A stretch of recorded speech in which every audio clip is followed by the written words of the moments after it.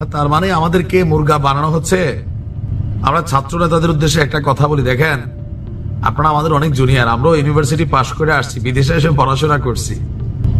3 দিন আগে আপনাদের অবস্থান আর আজকের অবস্থানে একজন আপাদমস্তক মিথ্যাবাদী পলিটিশিয়ানের মধ্যে যে কোয়ালিটি গুলো থাকে কিছুটা কিন্তু চলে আসছে।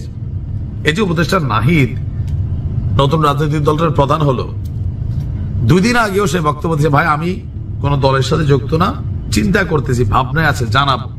আরেকজন আছে কি আসিফ, হেলিকপ্টার আসিফ, অনেকে তাকে বলেন দুষ্টামি করে যে খুব ঘন ঘন হেলিকপ্টার চলেন। যাই হোক, আমি সম্ভবত 1 মাস আগে নিউজটা দিয়েছিলাম বা 15-20 দিন আগে, তার যে জন্মস্থান মানে কুমিল্লা মুরাদনগরে, কুমিল্লা 3 আসনে একটা মাহফিলের মধ্যে তার বাবা 10 লক্ষ টাকা অনুদান দিছে আসিফের পক্ষ থেকে, এবং কি বলছে যদি আপনারা চান আমার ছেলে এলাকা থেকে নির্বাচন করবে।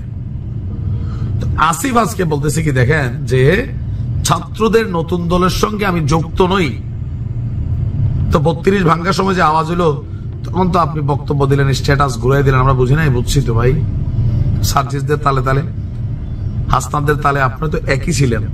এখন এই যে আপনার আব্বা ভোট চাচ্ছে, আপনি বলতেছেন আপনি নির্বাচন করবেন না, তারপর হচ্ছে মানে নির্বাচন করবেন না মানে তিনি ছাত্রদের রাজনৈতিক দলের সাথে যুক্ত না। আপনি কি বিএনপি থেকে গিয়ে দাঁড়াবেন নাকি জামাত টিকিট দিবে? আপনি কার লোক? আপনি জাতীয় নাগরিক পার্টির লোক, এমনকি আমরা বুঝি আগামী কয়েকদিন পরে আপনি দলটাতে যাবেন, যান। বাট মানুষের কাছে এই যে বলে ঠিক আছে ভাই আপাতত আমি যাচ্ছি না, কয়েকদিন পরে পদত্যাগ করে আমি চলে যাব, দেন আপনি যখন যাবেন মানুষের কাছে বিপরীত প্রতিক্রিয়া হবে না। কিন্তু আপনি বলছেন যেহেতু আমি সরকারে আছি, ছাত্রদের নতুন যে দল গঠন করা হয়েছে আমি সেই দলের কার্যক্রমের সঙ্গে যুক্ত নই, কারণ আমি এখন সরকারের দায়িত্ব চাই। বাংলাদেশ একটা পাগল, সেই কি কথাটা বিশ্বাস করবে? শেখ হাসিনা, তারপর আরো যে আওয়ামী লীগের ওবায়দুল কাদের সাহেবরা ছিলেন, তারা এই ধরনের কথা বলতেন, মানুষ হারিয়ে দিত, বিরক্ত হইত। আপনাদের মধ্যে আর ওবায়দুল কাদেরদের মধ্যে মিথ্যা কথার দিক দিয়ে পার্থক্যটা কি মানে বুঝান? আমি তো পার্থক্য দেখি না, মানে অন্তত এই ইস্যুতেই যে পাবলিককে আইওয়াশ করা। কেন ভাই? আপনি 3 দিন পরে পদত্যাগ করবেন, আপনি রাজনৈতিক দলটাতে জয়েন করবেন, মাহফুজও করবেন, আমরা জানি। এমনকি আপনাদের তারিখ নিয়ে পর্যন্ত পত্রিকাগুলো আলটিমেটাম দিয়ে দিছে, এমন আপনি জুন জুলাইয়ের দিকেও করবেন, এটা কিন্তু পত্রিকা আসছে।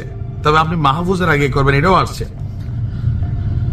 গতকালকে মুরাদনগরের নিজ গ্রামে আকুবপুর উচ্চ বিদ্যালয় মাঠে স্থানীয় গ্রামবাসীর সঙ্গে তিনি মত বিনিময় সভা করেছেন। তিনি বলছেন এই সরকারের গণতান্ত্রিক রূপান্তরের যে দায়িত্ব, সেই জায়গা থেকে আমরা কোন রাজনৈতিক দলের সঙ্গে যুক্ত থাকতে পারবো না। আচ্ছা, তবে শুধু নতুন রাজনৈতিক দল নয়, বাংলাদেশের সকল রাজনৈতিক দলই জনকল্যাণমুখী হবে, এটা আমাদের প্রত্যাশা। জনগণ যেন তাদের রাজনৈতিক কার্যক্রমের মূল লক্ষ্য হয়। এরপর তিনি বলছেন যে নির্বাচনের 2-1 কথা বলছেন।